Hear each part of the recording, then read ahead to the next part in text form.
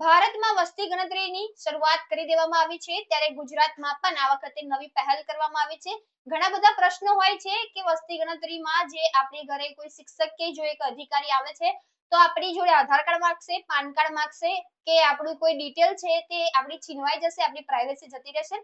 બધી મૂંઝવણનો જવાબ આજે આપણે આખી રીલમાં જોઈશું। સૌપ્રથમ તો ગુજરાત જનગણના 2027 માટે આ વખતે ગુજરાતમાં એક નવી પહેલ કરવામાં આવી છે એટલે તમારે આ વખતે 17 તારીખથી લઈને 30 તારીખ સુધી 17 મે થી 30 મે 2026 સુધી પોતાની જાતે સેલ્ફ રજીસ્ટર પોતાની જે ડિટેલ્સ છે તે જે નવું પોર્ટલ ખોલી દેવામાં આવ્યું છે સ્વગણતરી માટેનું સેલ્ફનું તેની વેબસાઇટ સ્ક્રીન પર આપી દીધી છે। તેના ઉપર તમે પોતાની ડિટેલ ભરી શકો છો। આના સિવાય વાત કરવામાં આવે તો 1 જૂન થી ડોર ટુ ડોર છે તે ગણતરી કરવામાં આવશે। તમારી ઘરે જે અધિકારી છે નિમણૂક કરેલા તે તમારી ઘરે આવશે, તે તમારી ઘરે આવીને તમારી ડિટેલ લેશે।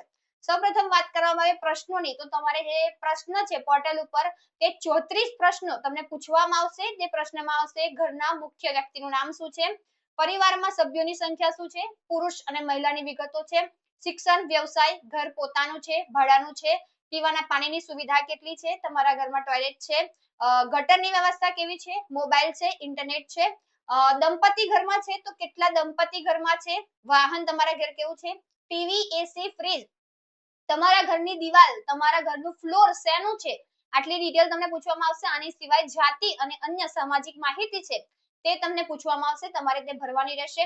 હવે જો તમે પોર્ટલ પરથી પોતે જાતે ભરો છો તો તમારે તેમાં લોગિન કેવી રીતે કરવું એ પણ આપણે જોઈ લઈએ। સૌપ્રથમ તો તમારે જે વેબસાઇટ સ્ક્રીન પર દેખાય છે તેના ઉપર જવાનું છે। જે વેબસાઇટ જે પોર્ટલ છે જે 17 તારીખથી ચાલુ થઈ જશે।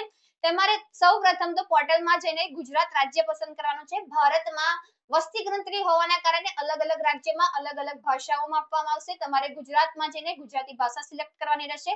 ત્યારબાદ કેપ્ચા નાખવાનો રહેશે અને ત્યારબાદ તમારો મોબાઈલ નંબર નાખશો એટલે ઓટીપી આવશે જેનાથી તમારું લોગિન થઈ જશે। હવે તમારે સૌપ્રથમ તો પહેલા જે ઘરના મુખિયા છે, તમારા ઘરમાં જે મુખિયા છે તેમની ડિટેલ ભરવાની રહેશે અને ત્યારબાદ સ્ટેપ બાય સ્ટેપ તમારી જે ડિટેલ છે ભરતું રહેવાનું છે।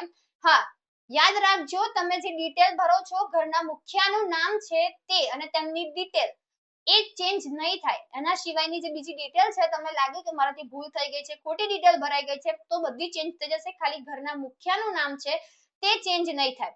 હવે સૌપ્રથમ તો તમે જ્યારે લોગિન કરો છો અને જ્યારે તમારે એરિયા સિલેક્ટ કરવાનો આવે છે ત્યારે તમારે ગુજરાત રાજ્યમાં તમારો નજીકનો ધારો કે કોઈ આણંદ જિલ્લો લાગે છે તો આણંદ જિલ્લો, બોરસદ તાલુકો લાગતો હોય તો બોરસદ તાલુકો, તમારો જે એરિયા છે તે તમને મેપ દેખાડશે। તે મેપમાં તમારે લાલ કલરના માર્કર વડે તમે જે રીતે ગૂગલ મેપ વાપરો છો તે રીતે તમને દેખાડશે એરિયા તે તમારે સિલેક્ટ કરવાનો છે, સાવચેતીપૂર્વક કરવાનો છે।